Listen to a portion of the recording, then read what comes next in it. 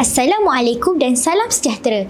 Nama saya Surfina Damia binti Mat Saiful Nizam. Saya berumur 12 tahun dan saya bersekolah di Sekolah Kebangsaan Desa Aman. Saya seorang yang rajin dan bercita-cita tinggi untuk menjadi anak yang berjaya serta membanggakan keluarga. Pada waktu lapang, saya gemar membaca buku cerita kerana ia menyeronokkan dan dapat menambah ilmu pengetahuan saya. Saya juga mempunyai banyak koleksi buku kegemaran. Hari ini, saya akan membuat resensi tentang sebuah buku kesukaan saya yang bertajuk Bilik Atas Lawan Bilik Bawah. Buku ini adalah hasil karya novelis terkenal yang bernama Ain Maisarah binti Daliman dan Yani Abu Hassan. Ain Maisarah merupakan seorang penulis yang berjaya di Malaysia. Beliau berumur 43 tahun dan menetap di Kuala Lumpur. Buat masa ini, beliau telah menulis sebanyak 111 buah buku cerita.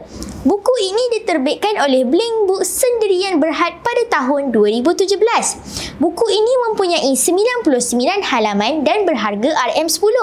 Buku ini mengandungi 10 bab yang menarik dan seronok untuk dibaca. Saya memilih buku ini kerana saya amat meminati jalan cerita yang cuba disampaikan oleh Ain Maisarah. Beliau menggunakan gaya penceritaannya yang santai serta bahasa yang mudah difahami menyebabkan buku ini seronok untuk dibaca. Penulis memulakan cerita dengan memperkenalkan kedua-dua watak utama iaitu cinta dan kasih. Cinta dan kasih tinggal di sebuah sekolah berasrama yang sama. Mereka tinggal di bilik yang berlainan.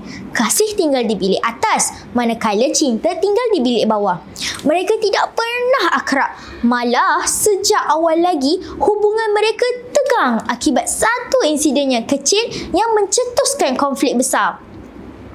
Kisah perselisihan faham mereka bermula apabila Kasih secara tidak sengaja menjatuhkan baldi yang mempunyai air lebihan ke tingkat bawah. Baldi yang terjatuh telah terlangkup di atas kepala cinta yang kebetulan berada di situ. Mereka mula bermasam muka dan mula membenci antara satu sama lain. Akibat keegoan masing-masing, mereka mula melancarkan perang di antara satu sama lain. Perbalahan mereka akhirnya sampai ke pengetahuan guru-guru. Bagi menyelesaikan masalah ini, pihak sekolah mengambil tindakan di mana kasih dan cinta dipaksa untuk bekerjasama dalam menyiapkan satu tugasan sekolah yang penting. Mereka harus menyiapkan tugasan khas ini yang memerlukan komunikasi dan kerjasama yang erat. Pada mulanya, mereka tetap enggan berkomunikasi dengan baik. Mereka hanya bercakap bila perlu dan terus mencari peluang untuk menjatuhkan antara satu sama lain. Masa semakin singkat, tugasan perlu disiapkan. Mereka mula menyedari bahawa sikap ini hanya sia-sia. Mereka mula berinteraksi untuk menyiapkan tugasan tersebut. Tanpa disedari, mereka mula rapat dan mula mengenali antara satu sama lain. Semasa tugasan dijalankan bersama, banyak kebetulan yang mereka temui. Antaranya, mereka berkongsi tarikh lahir yang sama, tempat lahir yang sama serta kisah hidup mereka yang seakan-akan sama. Mereka mula menyiasat untuk mengetahui kebenaran dengan lebih lanjut. Akhirnya mereka mendapat jawapan yang mengejutkan.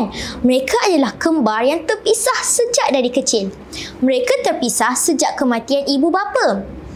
Pada mulanya, kedua-duanya telah ditempatkan di sebuah rumah anak yatim yang sama sehinggalah cinta diambil oleh sepasang suami isteri untuk dijadikan anak angkat.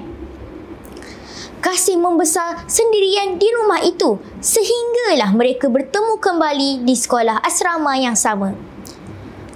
Kenyataan ini memberi kejutan yang besar kepada Kasih dan Cinta. Mereka mula menerima kenyataan tersebut. Perlahan-lahan, dendam di antara mereka mula luntur dan digantikan dengan rasa kasih sayang dan rindu terhadap saudara kandung yang sudah sekian lama terpisah. Akhirnya, mereka memilih untuk berdamai. Pengajaran yang kita boleh ambil daripada kisah bilik atas lawan bilik bawah ini, kita perlu jangan bersikap ego, jangan biarkan ego menguasai diri.